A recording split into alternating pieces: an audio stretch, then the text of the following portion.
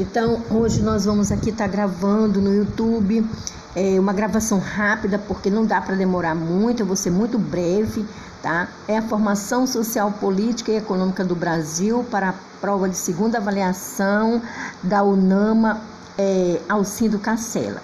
Então, vamos ver aqui a sociedade brasileira tradicional e o capitalismo.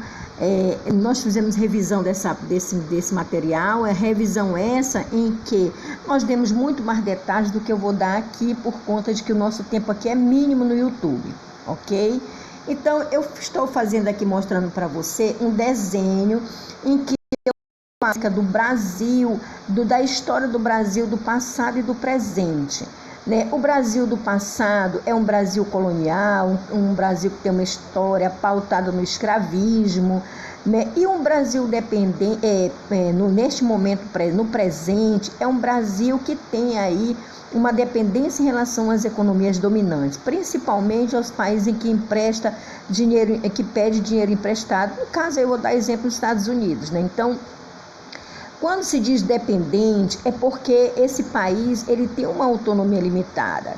Isso é a marca da vida e ação dos personagens históricos que a gente tem aqui na nossa marca da formação da sociedade brasileira. É a marca da dependência. Então, não vamos esquecer aí que essa autonomia é uma autonomia limitada, isso marca a nossa historicidade, ok? Então, vamos ver também, a partir daí, quem são os personagens que nós temos na nossa história do Brasil. Nós temos aí a figura do índio, O índio, ele marcou e marca nosso passado, nosso presente, e também marcará o nosso futuro, por conta de que nós temos aí sangue indígena, sertanejo. Nós somos, assim, uma mistura, africana, indígena e dos portugueses. E no início, lá no Brasil colonial, vamos chamar assim, no Brasil colonial, nós tínhamos o senhor das terras, nós tínhamos o escravo, o indígena, nós tínhamos o empresário urbano, que era os donos aí dos comércios, o operariado urbano, o operariado rural, Então, daí vai se formando economicamente, socialmente, politicamente, culturalmente, dessa miscigenação pelo qual marca a nossa história, Outro ponto que a gente precisa entender, a situação de dependência externa. Ela não pesa igualmente para todos. Nós somos dependentes aí, economicamente, de um país, mas essa dependência ela não pesa sobre todos nós. Nós temos aí os capitalistas, os proletariados, que é o operariado rural, esse operariado e urbano também, operariado e a classe trabalhadora. Então, a crise, quando vem para todos, mas nem todos reagem da mesma forma. Para o capitalista, a crise passa a ser uma oportunidade, porque vai surgir outros meios de produção, outros nichos de mercado para ele, enquanto que para a mesma crise para o operariado urbano e rural, passa a ser aí a cada vez mais o desemprego, a exploração, a pobreza. Então você vê que a mesma crise, ela não se dá da mesma forma para as duas classes, não é isso? Então vamos ver aqui, muito brevemente, aqui a sociedade brasileira tradicional. Então, para a gente entender essa sociedade brasileira tradicional, a gente precisa entender o surgimento do Brasil, porque nós temos aí dois sistemas, que é o sistema escravocrata e o capitalismo. Nós tivemos no Brasil. Nós não tivemos o feudalismo no Brasil, muito embora a gente precise compreender o feudalismo, porque ele ocorreu na Europa e foi um país europeu que nos colonizou. Portanto, a gente tem que entender essa transição do feudalismo para o capitalismo, porque ela vai se dar justamente no momento das grandes navegações em que a Inglaterra vai investir em Portugal para que possa aí, fomentar as navegações, e aí com isso vai haver descoberta de novas terras, dentre elas o Brasil, a América, Então, o papel da burguesia comercial europeia foi muito importante para que nós pudéssemos ter a transição do feudalismo para o capitalismo, ok? Eu estou colocando aqui algumas características para você aqui do feudalismo e da passagem dele para o capitalismo. Por que é importante você entender isso? Porque é uma forma em que você pode fazer comparação relacionado à passagem da Idade Média para a Idade Moderna na Europa, e que vai impactar, tudo isso vai impactar no Brasil, por conta de que, como eu disse anteriormente, nós temos aí uma relação direta com um país da Europa. Então, se assim nós precisamos entender essa transição aí do feudalismo para o capitalismo, e foi a passagem da Idade Média para a Idade Moderna. Então, de um lado esquerdo eu coloquei uma coluna, do lado direito eu coloquei outra coluna. Você pode fazer aí o comparativo, a diferença entre um momento econômico, social e político e o outro momento econômico, social e político. O que nós tínhamos aí no capitalismo? Nós tínhamos a produção do excedente, com o objetivo de entrar no mercado, de haver compradores dos produtos. Já no feudalismo, nós tínhamos a propriedade que era a terra, a produção era só para os feudos, pequenas áreas ali de donos de terra, e o servo tinha aquelas obrigações. Então, quem sustentava esse período aí da Idade Média era a igreja e o senhor feudal, enquanto que a produção tudo que é produzido no capitalismo é para lucro, é para mercado. Então, já no feudalismo, o povo vivia no campo. No capitalismo, o povo ele vai desenvolver cidades, No feudalismo, nós temos aí a marca de senhores e de servos. No feudalismo e no capitalismo, nós temos a marca de duas classes, a burguesia e os assalariados. Então, você vê a diferença, Isso é importante você ler essa diferença para você entender, que o feudalismo tem uma estrutura política, social e econômica, enquanto que o capitalismo tem outra estrutura. Então, aqui são duas colunas para você ler, comparar direitinho, Então, eu não vou estar aí falando acerca de uma e de outra, mas você vai ter aí esse comparativo para estudar, O que eu digo que tudo é relevante, mas o feudalismo, ele é a marca de que toda explicação assim para tudo que existia na Terra, naquele momento, era Deus. Deus era o centro do universo para explicar tudo o que acontecia, Então, o conhecimento era contemplar tudo que foi criado por Deus. Já no capitalismo, não, o homem, ele passa o conhecimento, ele transforma, o próprio homem é o conhecimento, e esse conhecimento do homem transforma a natureza para que possa dominar. Tudo que nós temos hoje na natureza é a transformação do conhecimento do homem e a dominação dele para gerar lucro. Por exemplo, quando ele derruba uma árvore, aquela árvore é para transformar essa árvore em mesa, em produtos, e aí vai ser uma mercadoria, e com isso vai gerar lucro. Então, você vê que o capitalismo, ele visa o lucro. O homem é que passa a transformar a natureza, e passa a contestar todo esse conhecimento contemplativo, que era tudo assim, era a criação de Deus, e que eu tinha que aceitar todos os desígnios de Deus, Então, você vê a importância da passagem do feudalismo para o capitalismo. O capitalismo vai trazer um momento em que nós vamos ter iluminismo, vários iluministas teóricos, Platão, Aristóteles, Rousseau, vão estudar e entender o que seria verdade, o que seria realidade, o que seria democracia, Ou seja, o que seria dominação. Passa a entender e estudar, a questionar esse momento aqui, do feudalismo, em que era contemplativo, que toda a realidade era criada por Deus e era entendida assim acabou, está tudo, eu tinha que aceitar esses desígnios de Deus, enquanto que no capitalismo ele começou a questionar que existiam duas classes e que uma se dava bem em relação à outra.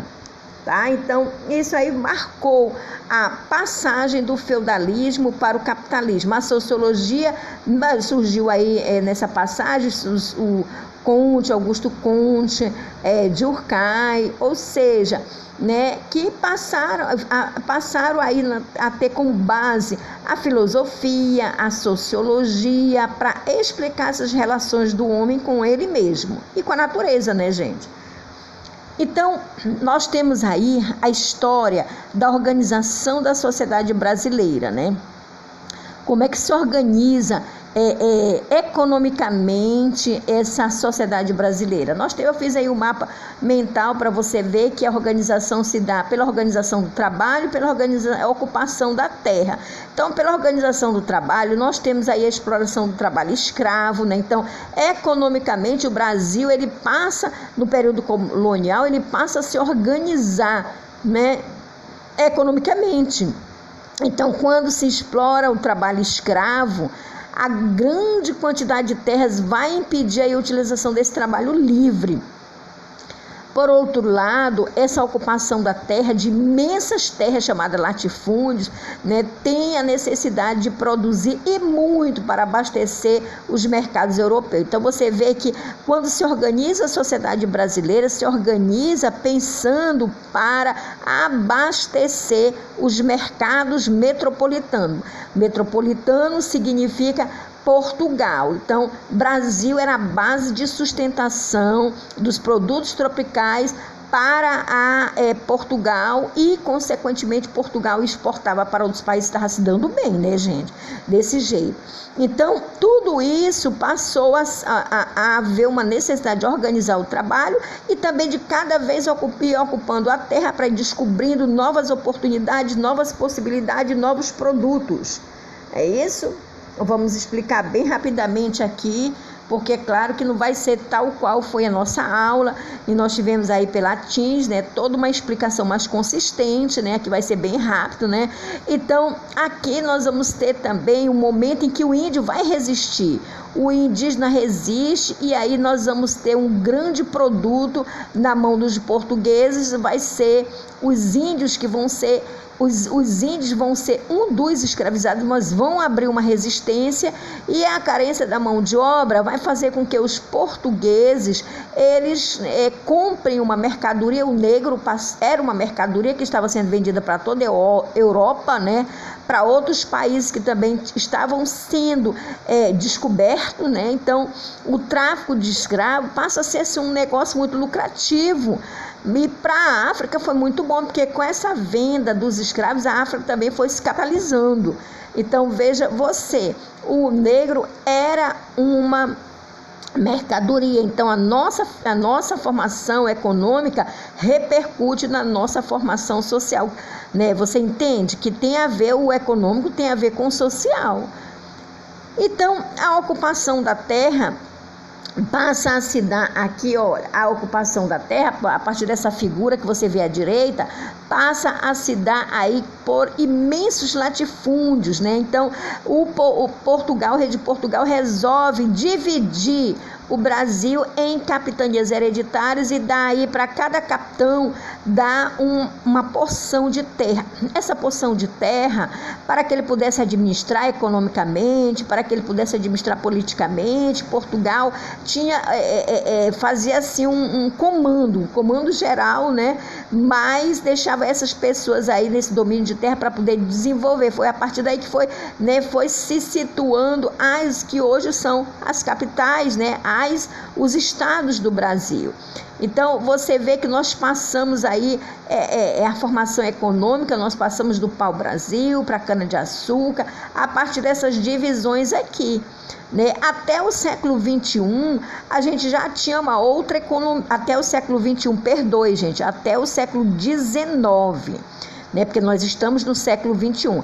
Até o século XIX, nós já tínhamos aí um outro produto, né? Que vai ser o café, que foi trazido aí para que pudesse ser plantado, e ele vai se dar bem. A plantação do café vai ser muito produtiva no Vale da Paraíba, lá em São Paulo. Então, o cafezal, os cafezais, os donos dos cafezais vão utilizar muito aí a exploração do trabalho escravo, né, para produzir, para plantar, para extrair, né, o produto e poder então exportar. Um dos nossos grandes compradores aí no século XIX era os Estados Unidos, né, que adora café até hoje, né? Os americanos gostam muito de café, então era esse produto, ele vai industrializar o Brasil, né? Então a formação econômica vai possibilitar, através dos nossos produtos, fazer com que o Brasil ele estabeleça uma economia industrial a partir desse produto, claro, com a utilização também social, né, do trabalho escravo, né, gente? Então você percebe aí, né? Eu trouxe até um desenho de uma fazenda, né? Esse desenho aí dessa fazenda, nós temos aí o senhor da terra, geralmente era um português, dono dessa grande terra, desse latifúndio, né? E aí, esse produto era uma produção da mercadoria. E tínhamos um negro que tinha o trabalho aí fundamental, né? De fazer tudo que o seu senhor mandasse, né, para gerar uma produção, para gerar uma agricultura mercantil, né? Então você vê o homem, e nós tínhamos aí também um homem livre, que era o caboclo, o mulato, que fazia aquelas tarefas secundárias de subsistência. Então aqui nada mais é do que a formação social do Brasil, né? Nós tínhamos, como é que se dava a formação?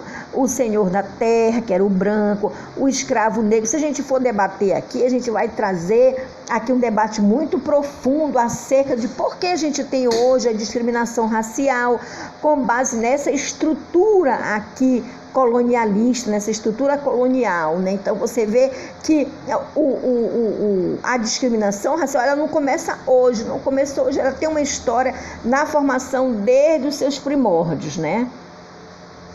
Então eu coloquei aqui um mapa mental, o Brasil colônia, olha como é que era a pirâmide naquele período. Nós tínhamos os senhores lá no topo, que eram os reis, os donos das fazendas, em que os donos das fazendas, esses pedaços de terra foi dado por D. João VI, né?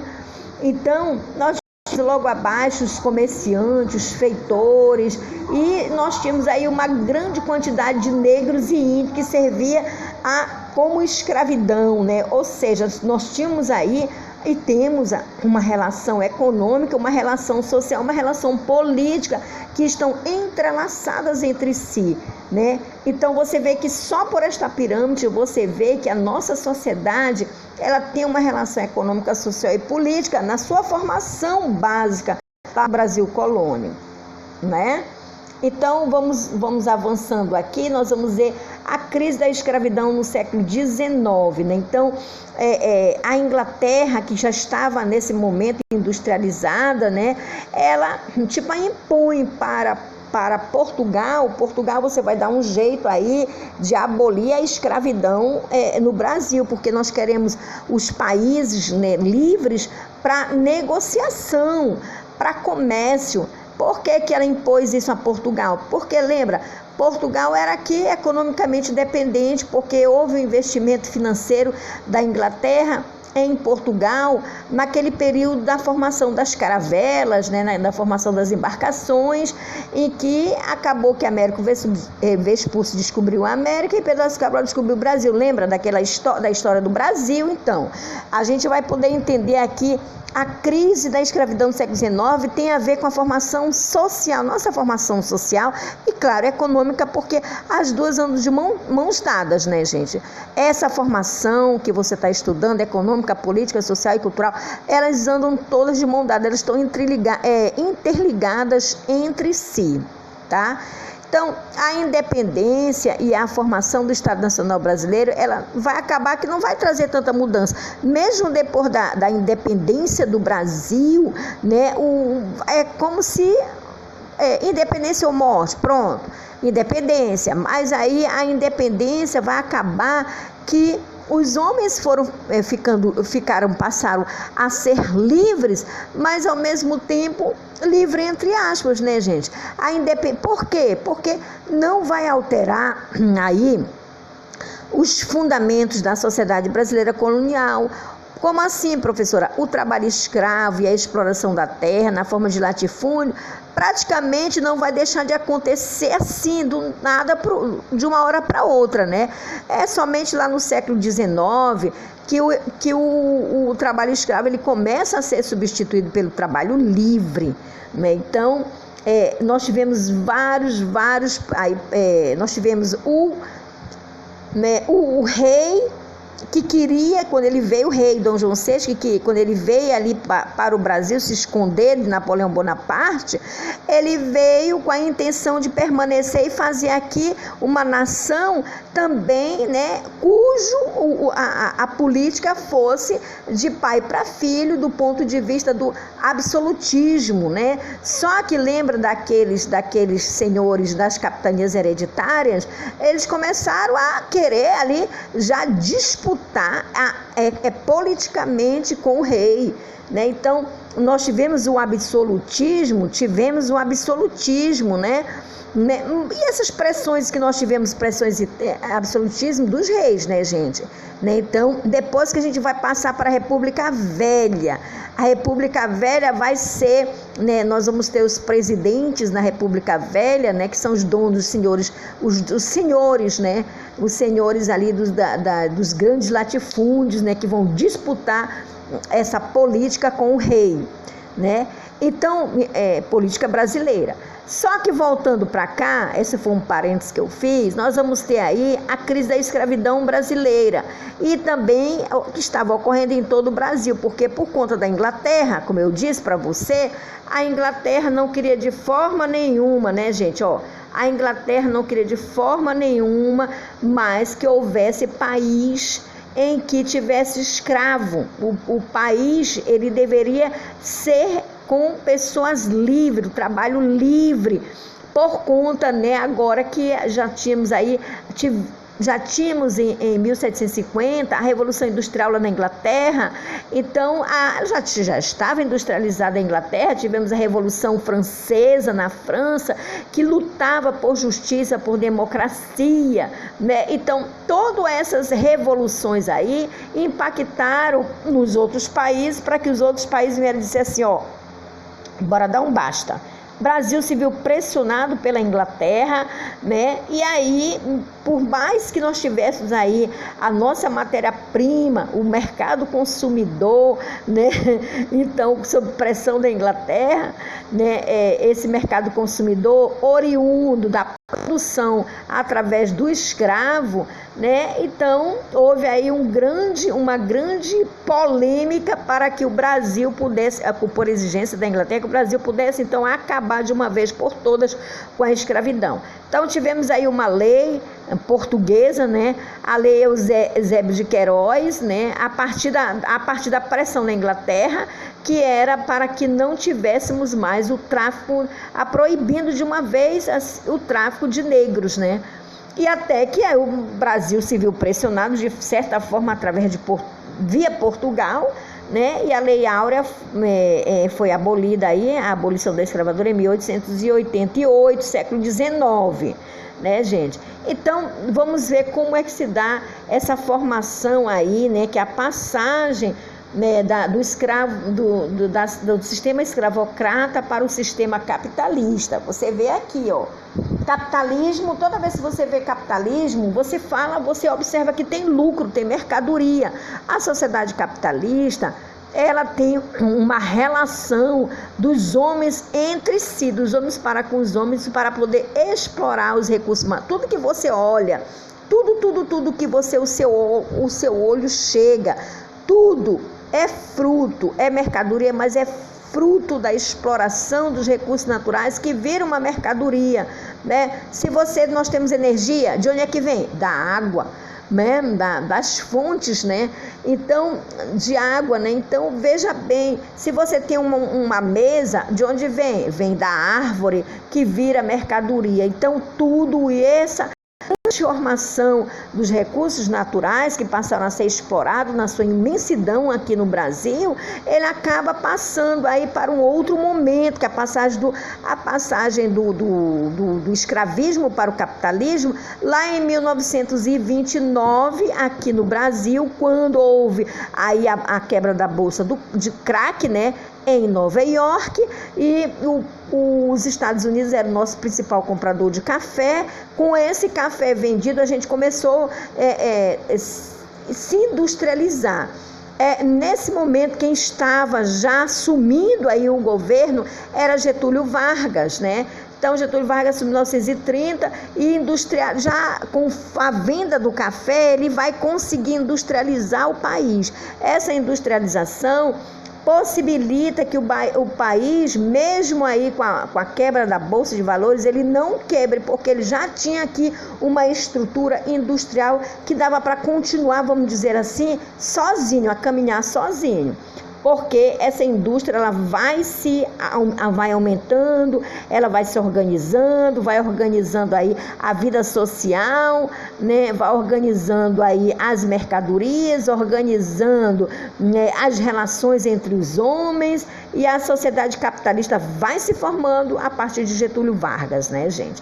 Então, é interessante você fazer essa interpretação aí, né? Então, a sociedade capitalista, como é que se dá? Diferente o sistema escravocrata, que era pautado nos feudos, era pautado nos servos, a sociedade capitalista não, ela vai ser pautada na mercadoria, né? Na satisfação das necessidades do homem para comprar uma mercadoria e gerar lucro.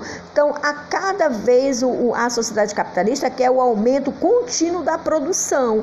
Então, quem vão ser os personagens aí do capitalismo? Não será mais o escravo, o servo, o senhor, não. Vai ser duas classes, os capitalistas e os trabalhadores livres. Os capitalistas, meus amigos, eles têm aí, eles controlam os meios de produção. O que são os meios de produção? São as máquinas, né? Os meios para produzir uma mercadoria, para produzir a matéria-prima, ou seja, eles têm de trabalho, enquanto que os trabalhadores, eles não devem obediência, como era lá no período escravocrata, do servo, do senhor, não, ele não deve obediência pessoal a nenhum senhor. No entanto, o que eles têm? Eles não têm os meios para produzir, oferece apenas o quê? Oferece apenas o seu suor como trabalho em troca de um salário, né, gente? Então, esse modelo, ele é o modelo que a gente, claro, não era o mesmo modelo quando estava iniciando, porque hoje ele é um modelo muito mais, né, você vê aí a exploração que traz toda uma injustiça social, e a gente precisa entender o capitalismo. Por quê? Porque o serviço social ele surge justamente com Getúlio Vargas em 1930, na era Vargas, porque passa a ter problemas sociais, passa a ter situações que precisam ser, né, apaziguadas, que precisam ser melhoradas. A partir dessas crises aí, da formação econômica, vai gerar também uma formação social injusta, explorada. Então, a relação típica do capitalismo, nós vamos ter aí o que se fala de trabalho assalariado, ou seja, o trabalhador ele vai vender, é a venda da força do trabalho por um salário, né? Então, vamos ter liberdade e igualdade de forma bem aparente. Liberdade, por quê? Porque cada um é dono da sua vontade. Igualdade, porque nós vamos aí realizar uma troca daquele que possui, mas com base na compra e venda. Ou seja, é uma desigualdade ou não é, né? A partir da exploração do trabalho. Então, o trabalho, ele produz, né? Ele produz dentro do capitalismo, ele é superior a seu próprio valor. Então, você vê que agora, esse momento, a partir de Getúlio Vargas, vai ser um momento da virada, vamos dizer assim, do período escravocrata para o período capitalista, em que vai haver a necessidade da mão de obra assalariada para trabalhar na indústria ferroviária, na indústria de abertura de estradas. Então, Getúlio vai trazer várias indústrias, a Vale do Rio Doce foi uma, o Banco do Brasil foi outro, ou seja, várias indústrias para, né, esse povo aí, principalmente os libertos, né, da escravatura, eles passaram agora a escravatura passa a ser um trabalho assalariado livre, mas pelo salário, né? Mas de certa forma a liberdade é uma liberdade maquiada, né? Porque de fato o trabalhador ele não tem a liberdade, né? Só que agora, né, diferentemente do senhor, diferentemente daquele que não tinha liberdade sequer nem para comer na sala do patrão, né? Hoje não, ali nós temos aí um sistema econômico em que são duas classes que convivem juntas, mas são antagônicas entre si para sustentar um sistema econômico que visa o lucro, né, gente? Então, o que acontece aqui? Greve. Né? Então, o período aí de Getúlio Vargas vai ser marcado por um período conflitante, porque vai ser um período em que a classe operária vai se organizar. Por quê? Porque passam a trabalhar de forma exorbitante, né, gente? A classe vai trabalhar homens, mulheres, idosos, ou seja, vai haver aí uma organização dessa classe operária que vai passar a exigir seus direitos como trabalhador. Então, não é à toa que Getúlio Vargas se vê acuado e aí vai mesmo, né, vai ter que instituir o primeiro documento que vai ser a carta, como se fosse a Constituição Trabalhista, porque a CLT, a Constituição das Leis de Trabalho, a CLT, foi um documento e é um documento que garante aí uma série de direitos para a classe trabalhadora, né? 13º, férias. Então, é como se ele dissesse assim: eu vou instituir aqui a CLT e isso vai dar uma harmonia entre as classes, vai haver como se houvesse uma conciliação nacional. Não é isso, gente? Então, toda greve é marcada por conflito, toda greve é marcada por organização da classe operária em troca de direitos, em troca de salário mesmo, né? Então, tudo isso gera esse excesso de trabalho, esse excedente gera mais-valia. A mais-valia nada é, gente, do que o lucro que vem do trabalho, da exploração do trabalho pelo homem, né, gente? Então, o valor da força de trabalho é igual ao valor dos meios de subsistência, principalmente os gêneros de primeiras necessidades, né?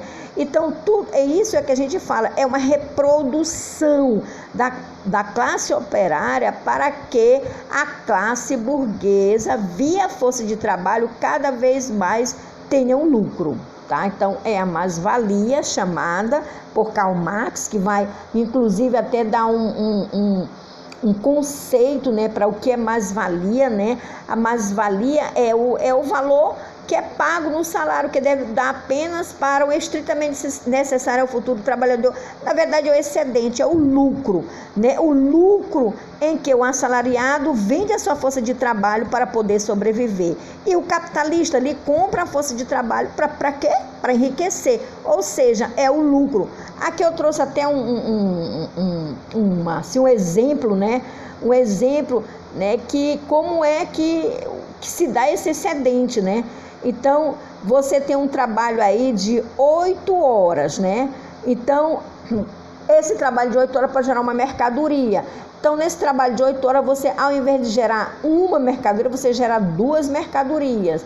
E essa mesma mercadoria gerada, você acaba tendo que comprar essa mercadoria que você mesmo produziu.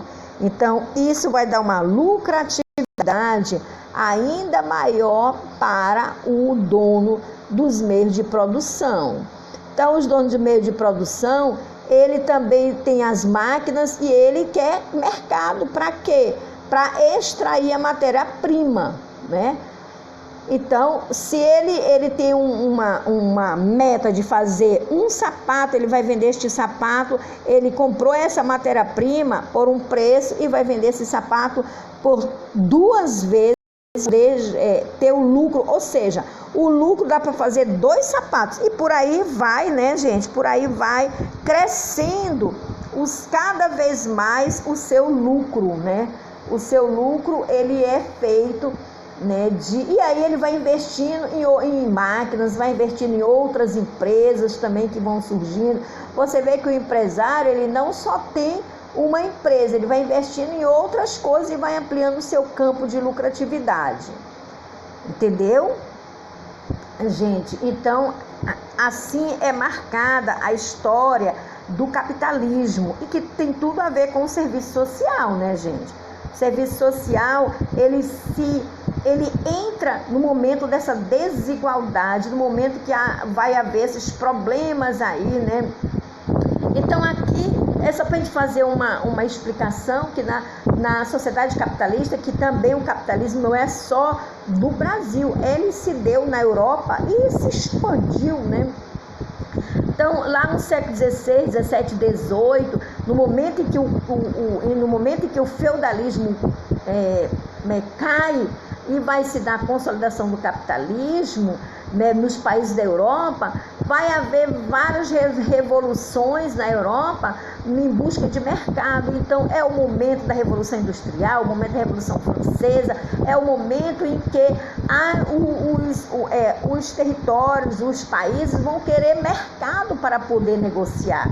Então é por isso que vai haver essa exigência de que o Brasil, né, ele deixe de ter aí um modelo escravocrata para ser um modelo consumista, né? Então, e o capitalismo, ele chega aqui no Brasil, né? Nós temos aqui a história, né, que vai ser, olha só, a formação social, econômica e política do Brasil. Como é que se dá? No século XVI vai ser o momento que nós vamos ter, né, o comércio. E no século XIX, a passagem do trabalho escravo para o trabalho livre. E no século XX, com 1930, como eu já disse anteriormente, vai ser o momento da industrialização. A industrialização só vai ser possível no Brasil a partir da formação cafeeira em 1989.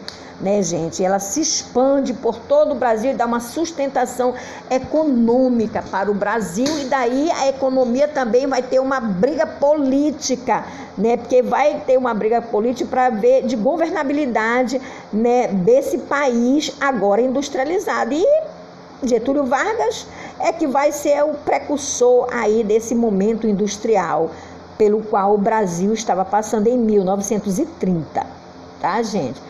Então, Getúlio Vargas, né, vamos dizer para você entender, é o pai do capitalismo aqui no Brasil, para você entender. Ele vai aí trazer a indústria, começa a se intensificar com os meios de produção. Surgem 2 classes nesse momento aí com Getúlio Vargas, a proletária e a capitalista, né? Essa proletária e a capitalista, que vai ser uma precisa da outra, as duas precisam de si para haver uma relação de trabalho, que é o que Karl Marx chama K vezes T, capitalismo versus trabalho, ou seja, um precisa do outro para a geração do lucro, né, gente? Então, é com isso que vai acontecer os problemas sociais. Então, aqui, os problemas sociais que depois você vai entender com muito mais profundidade, que passam a se chamar de questão social. Então, aqui você vê que a análise marxista, Marx, ele foi um sociólogo, ele foi um economista, ele foi um filósofo, né? Então ele estava lá analisando os iluministas, né? Então daí vamos desencadeando vários e vários teóricos, né? E acaba que Karl Marx, ele vai analisando como é que tá, ele vai interpretando a sociedade, né, gente? E ele vai aí lançar mão de uma teoria para poder explicar essa injustiça social que estava acontecendo na Europa e que vai também servir de base para interpretar os problemas da nossa sociedade, da base da nossa formação econômica, social e política, para a gente compreender que os problemas na era varguista, né, estava diretamente vinculada a 2 classes, Então, é o momento em que há o ingresso, em 1930, da classe operária no cenário político da sociedade. Por quê? Não é no cenário político partidário, mas no cenário em que a população ela passa a conflitar, né? É um conflito exigindo seus direitos, né? Então, é um conflito entre o capitalista e o trabalhador. Capital versus trabalho, como diz Karl Marx, né? Por quê? Porque esses conflitos, eles geravam manifestações expressivas da população, da sociedade trabalhadora, né? E aí surgem as relações de exploração e dominação capitalista. Então, vai haver aí uma interpretação por Marx, uma análise marxista, uma interpretação desse momento histórico na Europa, e também que vai chegar, nós vamos ter pensadores aí que vão interpretar essa relação de exploração e dominação. Então, Getúlio Vargas, ele vai precisar de profissionais que possam mediar essa relação entre um e outro. O assistente social, ele, claro que ele vai começar com um pensamento aí muito ligado à Igreja Católica, isso faz parte da nossa história, da nossa linha do tempo, né? Mas, de qualquer forma, esse profissional vai ser, a partir de 1930, essencial para poder estar aí nessa interpretação da sociedade oriunda desses problemas, dessa relação de exploração e dominação capitalista. Então, nós vamos entender aqui, nós temos uma autora que ela é assistente social, junto com outro, com Raul de Carvalho, em que eles vão ter um livro chamado Relações Sociais, e que eles vão dizer que a questão social, o que é o problema da sociedade, eles vão conceituar o que é questão social. Então, vão dizer que a questão social é o desenvolvimento, é o momento em que se forma duas classes, uma trabalhadora, uma burguesa. Essa burguesa aí vai explorar, né? Só que a classe trabalhadora vai exigir do Estado e do empresariado o seu reconhecimento como classe, por conta de que exigindo de seus direitos sociais, né? É uma contradição ou não é? Você olha para hoje, você vê que é uma contradição entre os trabalhadores e a burguesia. Cada um tem objetivos diferentes. Então, o proletário, ele diz assim, olha, nós não queremos mais a caridade da igreja, a ajuda da igreja, e nem repressão, porque nós tivemos um momento aí de ditadura. Então, nós queremos ser reconhecido, né, como classe por parte dos empresários, por parte do Estado, e termos os nossos direitos garantidos, né? Isso que nós queremos. Então, ela conceitua, e isso é muito importante você lembrar, porque isso aqui está relacionado à prova. É importante você entender o que é questão social. São os problemas da sociedade e o ingresso e reconhecimento da classe trabalhadora, né, que passa a exigir esse reconhecimento tanto do Estado quanto do empresariado, né, pela essa contradição que existe, passa a dizer, não, nós não queremos só caridade e repressão, nós queremos além disso, nós queremos uma intervenção, né, em forma de direito dessa exploração pela qual nós estamos passando, tá? Então, aqui a construção dos termos social e questão social. Aqui você vê, né, em que nós vamos entender aqui a amplitude desse conceito aqui, tanto da palavra questão quanto do termo da questão social, né? Tanto do termo social quanto da questão social. Então, a questão social passa a ser objeto de serviço social, né, gente? Passa a ser um objeto de trabalho do serviço social nessa história, né, nesse processo teórico e prático do desenvolvimento, da formação social, econômica e política, em que a sociedade vai se transformando, vai contando sua história, né? A história de hoje, né, vai ser contada no futuro, mas o serviço social vai se apropriar enquanto profissão dessa questão social como sendo seu objeto, para poder, a partir daí, responder às necessidades humanas na garantia dos direitos sociais, né? Então, a nossa profissão, a partir de 1930, passa a ter uma função fundamental, né, gente? Que é atuar nas variações dessas relações aí antagônicas e né, contribuir para que haja uma mudança na sociedade. Então, a questão social vai estar relacionada aos problemas da sociedade e também que esses problemas, a partir da classe trabalhadora, dessa relação da classe trabalhadora com o capitalista, ele precisa, sim, ter aí uma garantia dos direitos sociais, né, gente? Então, os direitos sociais, e Getúlio Vargas, ele vai começar a garantir uma política social que passa a ter, de fato, a garantia desses direitos. Aí a Constituição vai ser reformulada, a Constituição, a CLT, vai trazer os direitos dos trabalhadores,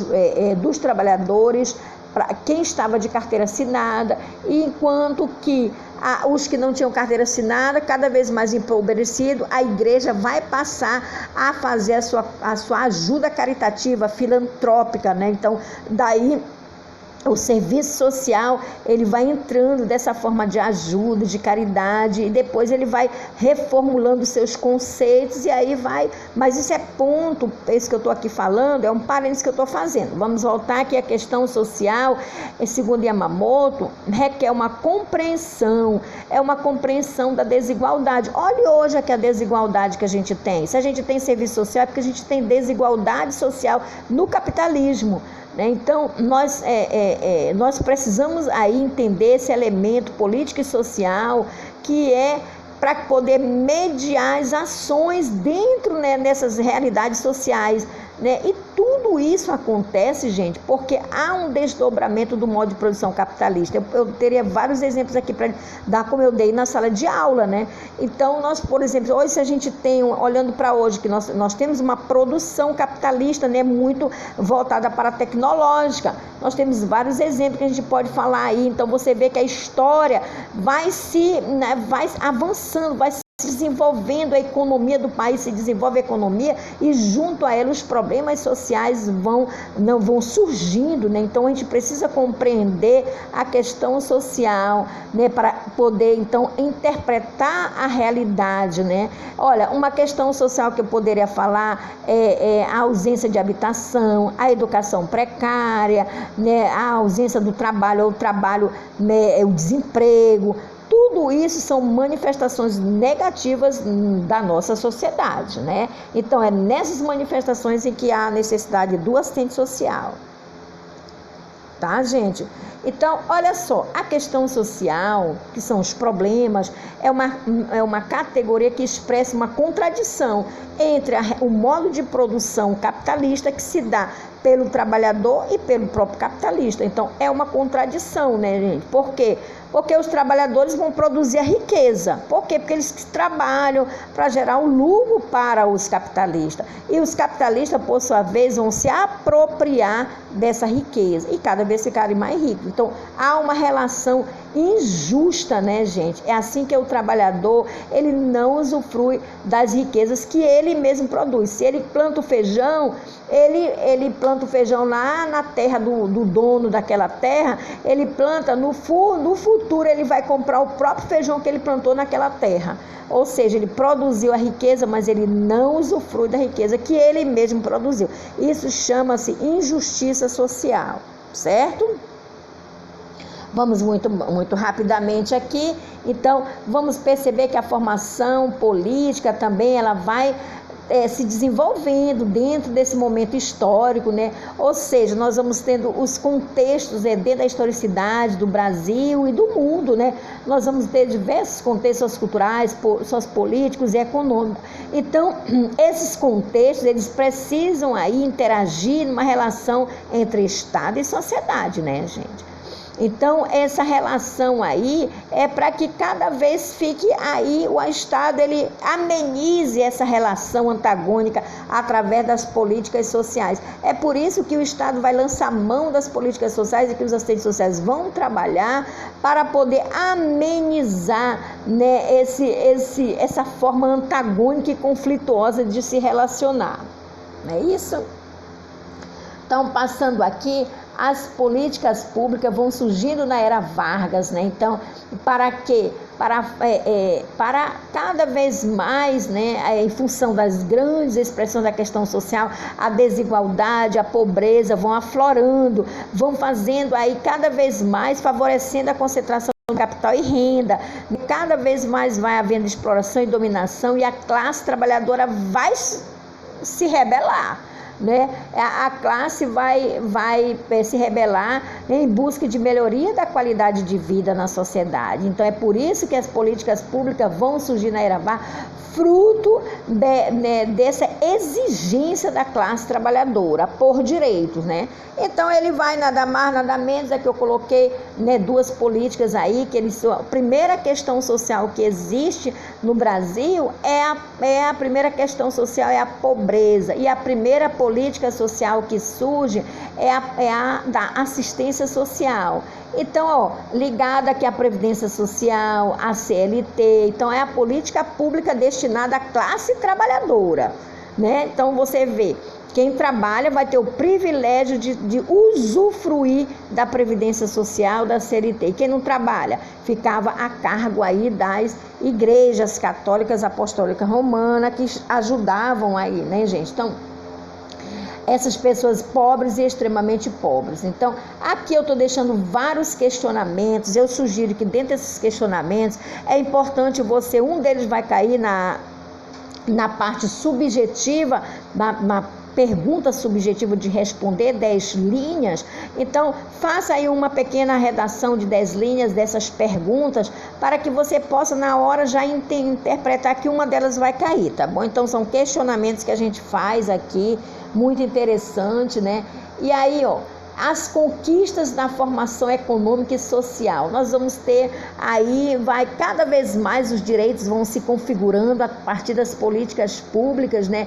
E aí nós vamos até dar exemplo, né, de políticas que vão se afirmando no Brasil, né, como exigência da classe trabalhadora. Nós temos as políticas públicas hoje, a gente pode interpretar essas políticas, pessoal, como o que você enxerga hoje é fruto de toda uma formação econômica e social do Brasil. A gente tem Política Nacional de Saúde, é porque foi fruto de toda uma batalha, uma luta, né, para que nós possamos ter hoje. E se nós temos hoje, a gente não quer perder no âmbito da privatização, né? Então, você vê aqui que vai haver uma evolução da formação, né?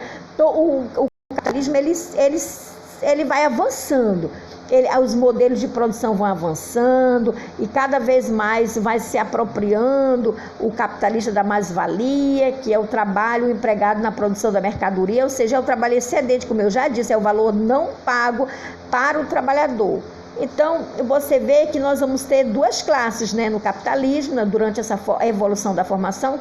Os capitalistas são os patrões, os trabalhadores são aqueles que vão reagir diferentemente durante as crises, né? Toda vez que há uma crise, gente, há uma mudança na história, né?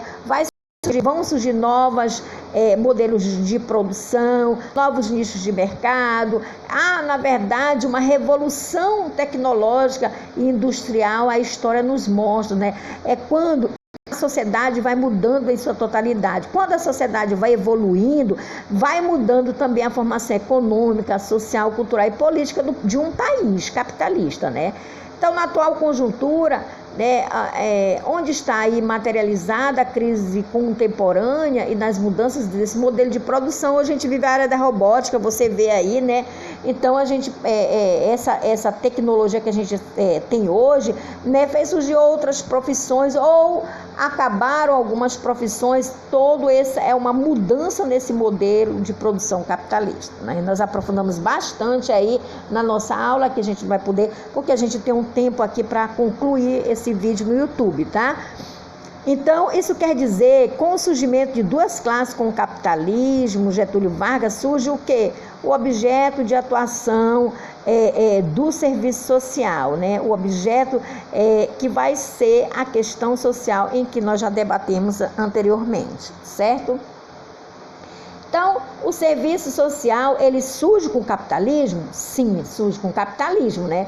E você vai analisar toda a história, né?